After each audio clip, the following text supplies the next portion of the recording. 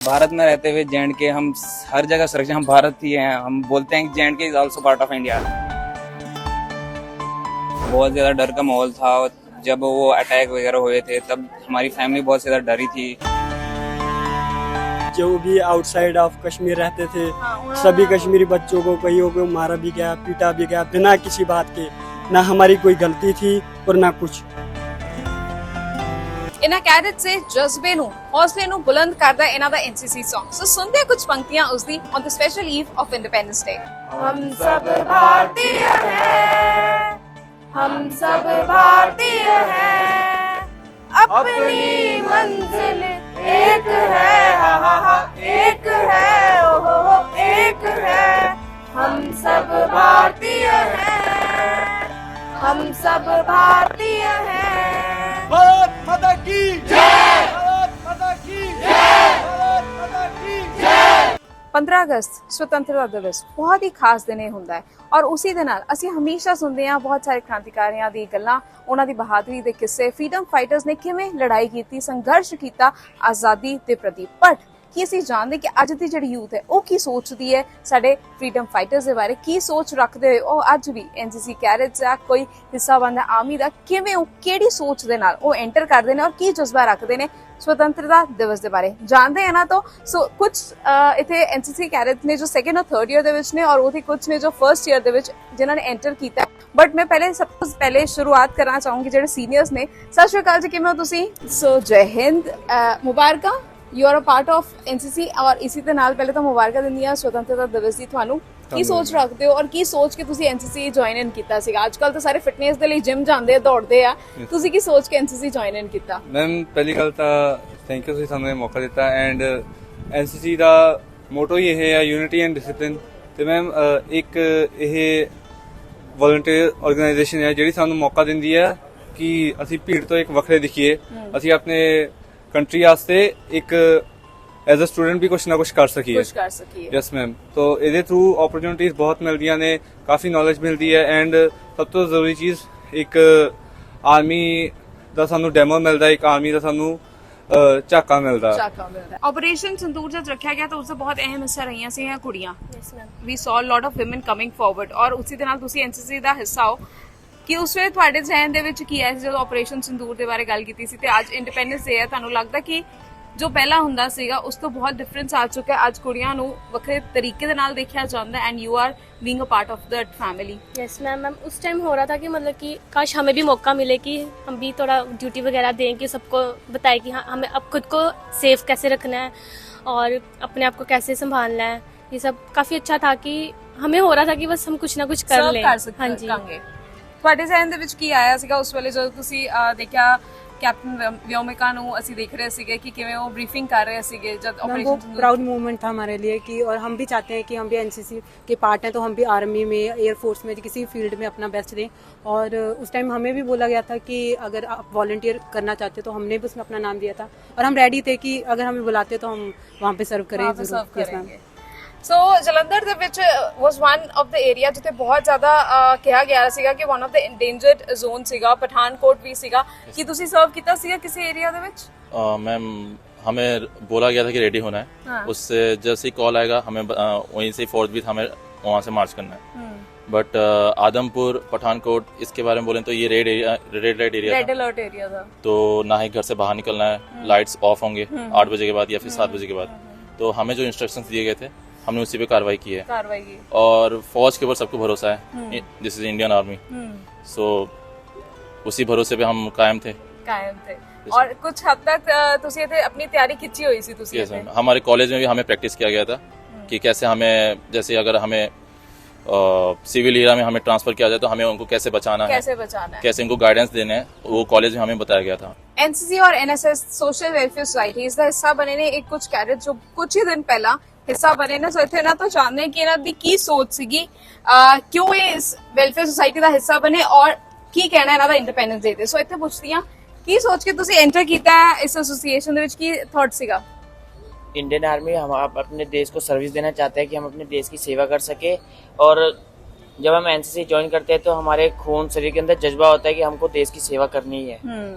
तो उसके कारण यस मैम। ਇੰਡੀਪੈਂਡੈਂਸ ਡੇ ਦੇ ਨਾਲ ਕੋਈ ਸਕੂਲ ਦੇ ਵਿੱਚ ਕੋਈ ਇਦਾਂ ਦੀ ਯਾਦ ਜਾਂ ਪਹਿਲੀ ਵਾਰ ਕਦੋਂ ਰਿਅਲਾਈਜੇਸ਼ਨ ਹੋਈ ਸੀ ਕਿ ਹਾਂ ਵੀ ਸਾਡੇ ਕ੍ਰਾਂਤੀਕਾਰੀਆਂ ਨੇ ਇੰਨਾ ਕੁਝ ਕੀਤਾ ਸਾਡੇ ਲਈ? ਜਦੋਂ 15 ਅਗਸਤ ਨੂੰ ਰੈਲੀ ਨਿਕਲਦੀ ਹੈ ਤਾਂ ਉਹਨੂੰ ਦੇਖ ਕੇ ਵੀ ਸਾਡੇ ਅੰਦਰ ਜਜ਼ਬਾ ਹੁੰਦਾ ਕਿ ਦੇਸ਼ ਦੀ ਸੇਵਾ ਹੀ ਕਰਨੀ ਹੈ।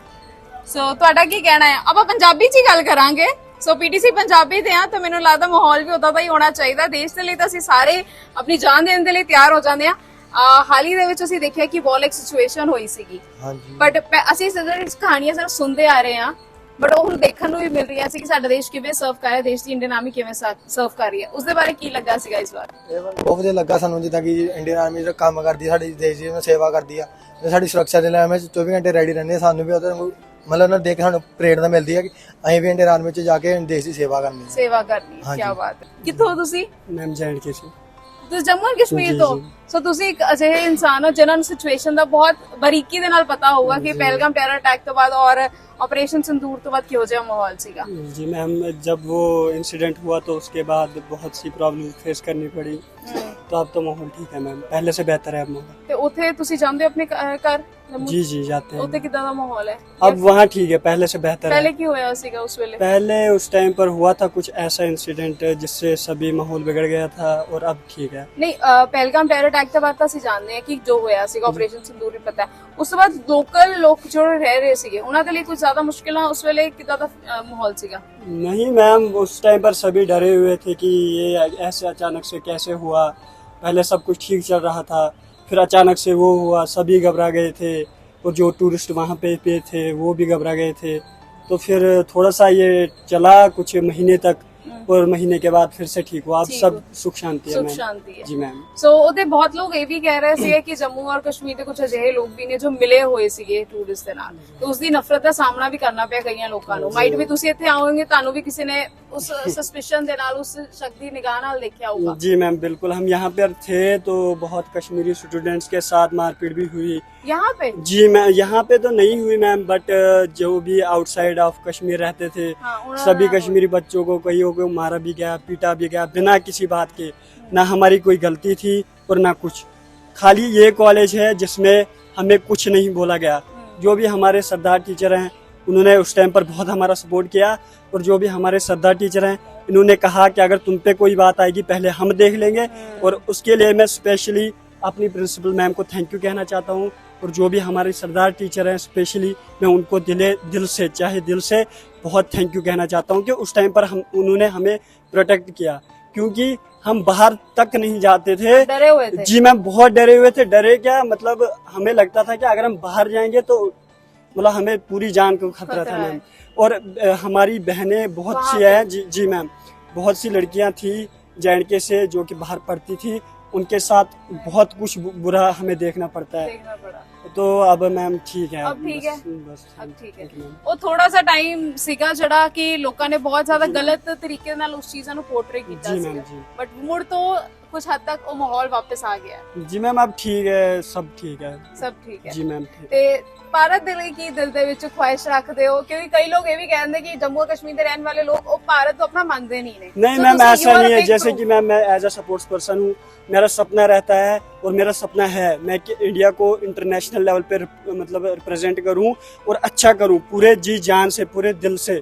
मेरा सपना यही है, मैं दिन रात सपना देखता हूँ कि मैं अपने इंडिया को इंटरनेशनल लेवल पे अपनी वॉलीबॉल टीम को रिप्रेजेंट करूं और अच्छा करूं, उसको जहां पर अभी वो है उससे आगे ले जाऊं, जिससे कि मेरे भारत का नाम बढ़े पूरे वर्ल्ड में। जो अभी उसकी रैंक है उससे काफी आगे ले जाने में। ਤੇ ਇੱਕ ਚੀਜ਼ ਮੈਂ ਪੁੱਛਣਾ ਚਾਹੂੰਗੀ, ਇੰਡੀਪੈਂਡੈਂਸ ਡੇ, ਆਜ਼ਾਦੀ ਦਾ ਦਿਨ ਹੁੰਦਾ ਹੈ, ਤੁਸੀਂ ਕਿਹੜੀ ਚੀਜ਼ ਤੋਂ ਚਾਹੁੰਦੇ ਹੋ ਕਿ ਸਾਡੇ ਭਾਰਤ ਨੂੰ ਆਜ਼ਾਦੀ ਮਿਲਣੀ ਚਾਹੀਦੀ ਅੱਜ ਦੇ ਸਮੇਂ ਦੇ ਵਿੱਚ? आज मैम जो कि यहाँ की मेंटालिटी है मैम, जो मेन है डिस्क्रिमिनेशन, एक तो वो ख़त्म होना चाहिए मैम, और दूसरी है कि जो लोगों की पुअर सोच है मैम, जो कि यहाँ पे है ना रिलीजियस के मतलब वे से है ना, अगर कोई मतलब आप समझ सकते हो कोई एक खास वो है ना उस पे ज़्यादा करते हैं। ऐसा नहीं सोचना चाहिए, हम इंडियन हैं, हम एक हैं। हमारे लिए मजहब की बात कभी भी नहीं चाहिए कि ये मुस्लिम है, हिंदू है। हमें सोचना चाहिए इंडियन है, अगर इंडियन है तो हम एक हैं। तो इस बात पे कभी भी नहीं सोचना चाहिए हिंदू है तो ये हुआ, मुस्लिम है तो अब ये टेररिस्ट हुआ, सिख है तो वो हुआ। हम एक हैं, जैसे है ना सभी पहले ये देखना चाहिए कि ये इंसान है, ना कि हाँ, हमारे लिए पहले इंसानियत मेन है, उसके बाद रिलीजन है। ਬਹੁਤ ਸੋਹਣੀ, ਮੇਰੇ ਨਾ ਰੌਂਗਟੇ ਖੜੇ ਹੋ ਗਏ ਤੁਹਾਡੇ ਨਾਲ ਗੱਲ ਕਰਦੇ ਹੋਏ। ਬਹੁਤ ਸੋਹਣੀ ਗੱਲ ਕਹੀ। ਜੰਮੂ ਕਸ਼ਮੀਰ ਤੋਂ ਇੱਕ ਹੋਰ ਕੈਡਟ ਨੇ ਜੋ ਸਾਡੇ ਨਾਲ ਜੁੜੇ ਨੇ। ਤਾਂ ਪਹਿਲਗਾਮ ਟੈਰਰ ਅਟੈਕ ਔਰ ਆਪਰੇਸ਼ਨ ਸੰਦੂਰ ਤੋਂ ਬਾਅਦ ਕੀ ਕਸ਼ਮੀਰ ਦੇ ਵਿੱਚ ਮਾਹੌਲ ਜ਼ਿਆਦਾ ਤਣਾਅਪੂਰਨ ਲੱਗਾ ਸੀਗਾ ਤੁਹਾਨੂੰ ਉਸ ਵੇਲੇ? मैम बहुत ज़्यादा डर का माहौल था। जब वो अटैक वगैरह हुए थे तब हमारी फैमिली बहुत ज़्यादा डरी थी। हम तो यहीं पे थे, यहाँ पे हमें इंस्ट्रक्शन दी गई थी कि हॉस्टल से बाहर नहीं जाना है। तो हम अंदर ही थे। हमारे कॉलेज वालों ने भी बहुत सारी हेल्प की, प्रिंसिपल मैम ने हेल्प की, एनओ सर ने हमें हेल्प की। फिर उन्होंने हमारे लिए गाड़ी वगैरह अरेंज करके हमें सुरक्षित घर भेजा। उधर वहाँ पे क्या माहौल था? फिर जब मैम हम उधर पहुंचे तो वहाँ पे तो ऐसे तो रेड अलर्ट था पहले। जब हम पहले तो घर में जो बाहर जो आएगा तो फिर वो डर का माहौल था पूरा था। और जो पुंछ में अटैक हुए थे, पुंछ में जाने गई थी बच्चों की, जो बच्चे थे वो 2 भाई बहन थे, उनकी डेथ हो गई थी। वहाँ से सारे फैमिली वाले डर गए थे कि अब हमारे ऊपर भी अटैक हुआ, कभी भी हो सकता है। हाँ मैम, वो थोड़ा डर वाला। फिर तो ठीक नॉर्मल हो गया। फिर अब लगता है कि हाँ अब हम सुरक्षित है भारत में रहते हुए। मैम भारत में रहते हुए J&K हम हर जगह सुरक्षित, हम भारत ही हैं। हम बोलते हैं कि J&K is also part of India. Yes ma'am. तो सुरक्षित फील करते हो Yes, ਤੁਸੀਂ ma'am. ਆਪਣੇ ਆਪ ਨੂੰ। ਸਹੀ ਹੈ, ਖੂਬਸੂਰਤੀ ਸਾਡੇ ਦੇਸ਼ ਦੀ। तो ਕਰਨਵੀਰ ਸਰ ਦਾ ਇਹਨਾਂ ਦਾ ਜ਼ਿਕਰ ਕੀਤਾ। A big clap to the team and also ਜਿਹੜੇ ਉਹਨਾਂ ਨੂੰ ਹੈਡ ਕਰ ਰਹੇ ਨੇ, ਜਿਹੜੇ ਪੂਰੀ ਟੀਮ ਨੂੰ ਇਕੱਠੇ ਸਾਂਭੇ ਹੋਏ ਨੇ। ਔਰ ਮੈਨੂੰ ਥੋੜੀ ਦੇਰ ਪਹਿਲੇ ਕਹਿ ਰਹੇ ਸੀ ਕਿ ਟੀਮ ਦਾ ਪ੍ਰੋਤਸਾਹਨ ਜੇ ਅਸੀਂ ਵਧਾਵਾਂਗੇ ਤਦ ਹੀ ਉਹ ਟੀਮ ਇਕੱਠੇ ਹੋ ਕੇ ਡਿਸਪਲਿਨ ਦੇ ਵਿੱਚ ਵੀ ਚੱਲਦੀ ਹੈ ਔਰ ਉੱਚੀਆਂ ਥਾਵਾਂ ਤੇ ਵੀ ਜਾ ਪਾਉਂਦੀ ਹੈ। ਸਰ ਬਹੁਤ ਬਹੁਤ ਵਧਾਈ। ਮੇਰੀ ਮੈਂ ਸੋਚਿਆ ਨਹੀਂ ਸੀਗਾ ਕਿ ਇੰਨਾ ਵਾਰਮ, ਕਿਉਂਕਿ ਤੁਸੀਂ ਇਹ ਚੀਜ਼ਾਂ ਹੁੰਦੀਆਂ ਜਿਹੜੀ ਸਕ੍ਰਿਪਟਡ ਨਹੀਂ ਹੁੰਦੀਆਂ। ਅਸੀਂ ਸੋਚਦੇ ਨਹੀਂ, ਅਸੀਂ ਪੁੱਛਦੇ ਨਹੀਂ, ਬਸ ਇੱਕ ਫਲੋ ਦੇ ਵਿੱਚ ਉਸ ਬੱਚੇ ਨੇ ਇਹ ਗੱਲ ਸਾਹਮਣੇ ਰੱਖੀ ਹੈ। ਤੇ ਉਹ ਮਾਹੌਲ ਇੱਕ ਨਾ ਬਹੁਤ ਇੰਟੈਂਸ ਮਾਹੌਲ ਸੀਗਾ ਉਸ ਵੇਲੇ। ਤੁਸੀਂ ਵੀ ਉਸ ਚੀਜ਼ ਨੂੰ ਸਾਹਮਣੇ ਫੇਸ ਕੀਤਾ ਇਸ ਲੜਕੇ ਦੇ through and I big congratulations to you ਕਿ ਇੰਡੀਪੈਂਡੈਂਸ ਡੇ ਦੇ ਮੌਕੇ ਤੇ ਇੱਕ ਸੋਚ ਇੱਥੇ ਤਾਂ ਤੁਸੀਂ ਬਦਲੀ ਹੈ। ਸੋ ਉਸ ਦੇ ਬਾਰੇ ਕੀ ਕਹਿਣਾ ਹੈ? ਸ਼ੁਕਰੀਆ ਮੈਮ। ਸਿਰਫ ਐਨਸੀਸੀ ਨਹੀਂ, ਵੈਸੇ ਵੀ ਜਦੋਂ ਕੋਈ ਇਨਸਾਨ ਪੜ੍ਹਦਾ ਹੈਗਾ ਜਾਂ ਕਾਲਜ ਸਕੂਲ ਕਿਤੇ ਵੀ ਹੈਗਾ, ਕੈਂਪਸ ਯੂਨੀਵਰਸਿਟੀ 'ਚ ਹੈਗਾ, ਤਾਂ being a human being, humanity first, humanity ਜਿਹੜਾ ਮਾਨਵਤਾਵਾਦ ਹੈਗਾ ਉਹ ਸਭ ਤੋਂ ਟੌਪ ਤੇ ਆ। ਉਸ ਤੋਂ ਬਾਅਦ ਹੀ ਅਸੀਂ ਕੁਝ ਹੋਰ ਹੈਗੇ ਆ, ਕਿਉਂਕਿ ਅਸੀਂ ਜਦੋਂ ਜਨਮ ਲੈਂਦੇ ਆ ਸਾਡਾ ਧਰਮ ਸਾਡੀ ਆਪਣੀ ਚੋਇਸ ਨਹੀਂ ਹੁੰਦੀ, ਸਾਡਾ ਪਰਿਵਾਰ ਸਾਡੀ ਆਪਣੀ ਚੋਇਸ ਨਹੀਂ ਹੁੰਦੀ। ਅਸੀਂ ਆ ਗਏ ਆ ਬਸ। ਪਰ ਉਸ ਤੋਂ ਬਾਅਦ ਜੋ ਸਾਡੀ ਆਪਣੀ ਇੱਕ ਅਵੇਕਨਿੰਗ ਆ, ਸੋਚ ਹੈਗੀ ਆ, ਉਹ ਤਾਂ ਅਸੀਂ ਆਪ ਹੀ ਡਿਵੈਲਪ ਕਰਨੀ ਹੈ। ਤੇ ਜੇ ਉਹ ਸੋਚ ਚੰਗੀ ਹੋਏਗੀ, ਉਹਦੇ ਵਿੱਚ ਯੂਨਿਟੀ ਹੋਏਗੀ, ਡਿਸਿਪਲਿਨ ਹੋਏਗਾ, ਉਹਦੇ ਵਿੱਚ ਕਿਸੇ ਕਿਸਮ ਦੀ ਡਿਸਕ੍ਰਿਮੀਨੇਸ਼ਨ, ਪਾਰਸ਼ੈਲਿਟੀ ਨਹੀਂ ਹੋਏਗੀ, ਤਾਂ ਤਦ ਹੀ ਅਸੀਂ ਇੱਕ ਸਮਾਜ, ਇੱਕ ਦੇਸ਼ ਦੇ ਤੌਰ ਤੇ ਅੱਗੇ ਵੱਧ ਪਾਵਾਂਗੇ। ਹੁਣ ਜਿਸ ਤਰ੍ਹਾਂ ਕਿ ਆਪਣਾ ਦੇਸ਼ ਗਲੋਬਲ ਏਰੀਆ ਦੇ ਵਿੱਚ ਵੀ ਬਹੁਤ ਮਲਟੀਪਲ ਪ੍ਰੋਬਲਮਸ ਹੈਗੀਆਂ ਨੇ, ਅਸੀਂ ਉਹਨਾਂ ਨੂੰ ਫੇਸ ਕਰਨਾ। ਜਦ ਤੱਕ ਆਪਣੀ ਸੋਚ ਐਡਵਾਂਸ ਨਹੀਂ ਹੋਏਗੀ, ਸੋਚ ਦਮਦਾਰ ਨਹੀਂ ਹੋਏਗੀ, ਸੋਚ ਪੋਜ਼ਿਟਿਵ ਨਹੀਂ ਹੋਏਗੀ, ਤਾਂ ਨਾ ਸਮਾਜ ਅੱਗੇ ਵਧੇਗਾ, ਨਾ ਦੇਸ਼ ਅੱਗੇ ਵਧੇਗਾ। ਔਰ ਮੈਨੂੰ ਲੱਗਦਾ ਉਸੇ ਸੋਚ ਦਾ ਨਤੀਜਾ ਹੈ ਕਿ ਆਪਰੇਸ਼ਨ ਸਿੰਦੂਰ ਜਦ ਹੋਇਆ ਸੀ ਉਸ ਤੋਂ ਬਾਅਦ ਬਹੁਤ ਜ਼ਿਆਦਾ ਆਵਾਜ਼ ਆ ਰਹੀ ਸੀ ਕਿ ਜੰਗ ਹੋਏਗੀ, ਬਟ ਉੱਥੇ ਇੱਕ ਬਹੁਤ ਸਟਰੋਂਗ ਮੈਸੇਜ ਸੀਗਾ ਪੂਰੇ ਭਾਰਤ ਦੇ ਵੱਲੋਂ। ਇੰਡੀਅਨ ਆਰਮੀ ਤਾਂ ਖੜੀ ਸੀਗੀ ਸਰਹੱਦਾਂ ਤੇ, ਬਟ ਮੈਨੂੰ ਲੱਗਦਾ ਕਿ ਇਹ ਵੀ ਔਰ ਇੱਕ ਸਿਵਿਲੀਅਨ ਵੀ ਤਿਆਰ ਸੀਗਾ ਕਿ ਜੇ ਕੁਝ ਹੁੰਦਾ ਅਸੀਂ ਖੜੇ ਹਾਂ। ਬਿਕੋਜ਼ ਜੋ ਹੋਇਆ ਪਹਿਲਗਾਮ ਟੈਰਰ ਅਟੈਕ ਤੋਂ ਬਾਅਦ ਉਸ ਵੇਲੇ ਕਲੀਅਰ ਮੈਸੇਜ ਜਾ ਚੁੱਕਾ ਸੀ ਕਿ ਅਸੀਂ ਇਹ ਨਹੀਂ ਲਵਾਂਗੇ, ਇਹ ਗਲਤ ਹੈ। ਯੈਸ, ਆਪਰੇਸ਼ਨ ਸੰਦੂਰ ਦੇ ਵਿੱਚ ਵੀ ਸਾਡੇ ਜਿਹੜੇ ਐਨਸੀਸੀ ਕੈਡਟ ਸੀਗੇ, ਇਹ ਬਿਕੋਜ਼ ਯੂਜ਼ਲੀ ਅਸੀਂ ਕਹਿੰਦੇ ਆ ਕਿ ਜੋ ਸੈਕੰਡ ਲਾਈਨ ਆਫ ਡਿਫੈਂਸ ਆ ਉਹ ਸਾਡੀ ਐਨਸੀਸੀ ਹੈਗੀ ਆ। ਤੇ ਇਹਨਾਂ ਬੱਚਿਆਂ ਨੇ ਕਾਫੀ ਜੋ ਸਾਨੂੰ ਡਿਸਟ੍ਰਿਕਟ ਐਡਮਿਨਿਸਟ੍ਰੇਸ਼ਨ ਤੋਂ ਮੈਸੇਜ ਆਏ ਸੀਗੇ, ਤਾਂ ਬੱਚਿਆਂ ਨੇ ਬਹੁਤ ਜੋਸ਼ ਦਿਖਾਇਆ ਬਿਕੋਜ਼ ਕਿਉਂਕਿ ਉਸ ਬੈਕ ਐਂਡ ਦੇ ਉੱਪਰ ਕੋਈ ਕੰਮ ਕਰਨਾ ਹੈਗਾ ਤਾਂ ਅਸੀਂ ਆਰਮੀ ਨੂੰ ਸਪੋਰਟ ਕਰਨਾ, ਲੌਜਿਸਟਿਕ ਸਪੋਰਟ ਜੋ ਮੇਨ ਹੈਗਾ, ਉਹਦੇ ਲਈ ਸਾਰੇ ਕੈਡਟਸ ਨੇ ਆਪਣੇ ਆਪ ਨੂੰ ਐਨਰੋਲ ਕਰਵਾਇਆ ਸੀ। ਅਸੀਂ ਸਾਰੇ ਤਿਆਰ ਸੀਗੇ ਉਸ ਕੰਮ ਦੇ ਲਈ।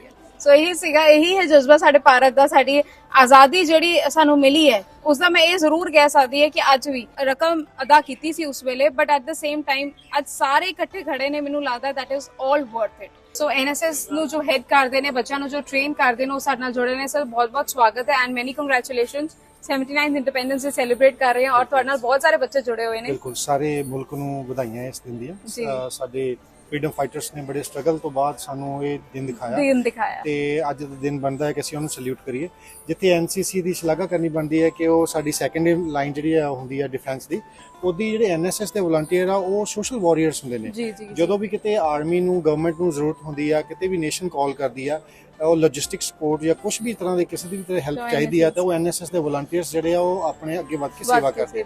ਇਸ ਵਾਰ ਵੀ ਜਦੋਂ ਆਪਰੇਸ਼ਨ ਸੰਦੂਰ ਦੌਰਾਨ ਜ਼ਰੂਰਤ ਸੀ ਵਲੰਟੀਅਰਸ ਦੀ, ਤਾਂ ਸਾਡੇ ਕਾਲਜ ਦੇ ਮੈਕਸਿਮਮ ਵਲੰਟੀਅਰਸ ਨੇ ਆਪਣੇ ਆਪ ਨੂੰ ਰਜਿਸਟਰ ਕੀਤਾ ਸੀ ਐਂਡ ਦੇ ਵਰ ਰੈਡੀ ਕਿ ਜੇ ਕਿਤੇ ਸਾਡਾ ਕਾਲ ਆਉਂਦੀ ਸਾਡੀ ਲੋੜ ਪੈਂਦੀ ਹੈ ਐਂਡ ਉਹ ਰੈਡੀ ਨੇ। ਤੇ ਇੱਕ ਜਿਹੜਾ ਮੈਸੇਜ ਇਹ ਹੈ ਕਿ ਹੁਣ ਜਿਹੜੀ ਅਗਲੀ ਅਵਾਰਡਸ ਆ ਉਹ ਬਾਇਓਲੋਜੀਕਲ ਜਾਂ AI ਦੁਆਰਾ ਉਹ ਹੋ ਰਹੀਆਂ ਨੇ, ਡਰੋਨਸ ਦੁਆਰਾ। ਤਾਂ ਸਾਨੂੰ ਇਹ ਮੇਰਾ ਮੈਸੇਜ ਇਹੀ ਹੈ ਕਿ ਸਾਡੀ ਜਿਹੜੀ ਯੂਥ ਆ ਆਪਣੇ ਆਪ ਨੂੰ ਟੈਕ ਸੈਵੀ ਕਰੇ ਤਾਂ ਕਿ ਉਹ ਜਿਹੜਾ ਆਪਰੇਸ਼ਨ ਸੰਦੂਰ ਵਰਗੇ ਹੋਰ ਜੇ ਇਦਾਂ ਦੀ ਕਿਤੇ ਪ੍ਰਮਾਤਮਾ ਨਾ ਕਰੇ ਇਦਾਂ ਆਵੇ, ਪਰ ਜੇ ਆਉਂਦਾ ਤਾਂ ਅਸੀਂ ਦੁਸ਼ਮਣ ਨੂੰ ਮੂੰਹ ਤੋੜ ਜਵਾਬ ਦੇ ਸਕਦੇ। ਬਹੁਤ ਸੋਹਣੀ ਸੋਚ ਹੈ। Thank you so much for training such amazing cadets for our nation. So ਇਹ ਸਭ ਤੋਂ ਪਹਿਲਾਂ ਇਹ ਤਾਂ ਦੱਸ ਦਿੱਤਾ ਸੀਗਾ ਕਿ 79 ਸਾਡਾ ਇੰਡੀਪੈਂਡੈਂਸ ਡੇ ਹੈ, ਬਟ ਕੀ ਤੁਹਾਨੂੰ ਪਤਾ ਕਿ ਇਸ ਸਾਲ ਦਾ ਜਿਹੜਾ ਮੈਸੇਜ ਦੇਣ ਦੀ ਕੋਸ਼ਿਸ਼ ਕੀਤੀ ਗਈ ਹੈ ਭਾਰਤ ਸਰਕਾਰ ਦੇ ਵੱਲੋਂ, ਇਸ ਸਾਲ ਦਾ ਕੀ ਮੈਸੇਜ ਹੈ, ਕੀ ਨੋਸ਼ਨ ਹੈ? ਕੋਈ ਦੱਸ ਸਕਦਾ ਕਿ ਇਸ ਸਾਲ ਕੀ ਸੋਚਿਆ ਗਿਆ ਕਿ ਕੀ ਹੋਵੇਗਾ 79th ਇੰਡੀਪੈਂਡੈਂਸ ਡੇ ਦਾ ਮੇਨ ਮੋਟੋ, ਦਾ theme for 79th independence day? Last year ਸੀਗਾ ਵਿਕਸਿਤ ਭਾਰਤ, ਇਸ ਸਾਲ ਦਾ ਕੋਈ ਦੱਸ ਸਕਦਾ ਹੈ? ਅੱਛਾ ਪਤਾ ਹੈ? ਓਕੇ, ਕੀ ਹੈ? Honoring freedom, inspire the future. Wow, so ਇਹ ਮੈਨੂੰ ਲੱਗਦਾ ਜਜ਼ਬਾ ਵੀ ਹੈਗਾ ਕਿ ਅਸੀਂ ਫਰੀडम ਨੂੰ ਆਨਰ ਕਰਨਾ ਹੈ ਔਰ ਫਿਊਚਰ ਦੇ ਵਿੱਚ ਸ਼ਾਈਨ ਆਊਟ ਕਰਨਾ ਹੈ, ਇਸ ਲਈ ਤੁਸੀਂ ਐਨਸੀਸੀ ਦੇ ਵਿੱਚ ਪਾਰਟ ਲਿੱਤਾ ਹੈ। ਸੋ ਅੱਗੇ ਵਧਦੇ ਹਾਂ। ਕੌਣ ਦੱਸ ਸਕਦਾ ਕਿ ਬ੍ਰਿਟਿਸ਼ਰਸ ਭਾਰਤ ਦੇ ਵਿੱਚ ਕਦੋਂ ਆਏ ਸੀਗੇ?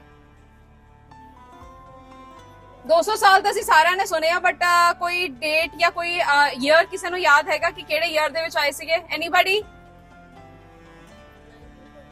ਹਾਂ, 1947 ਤੱਕ ਚਲੇ।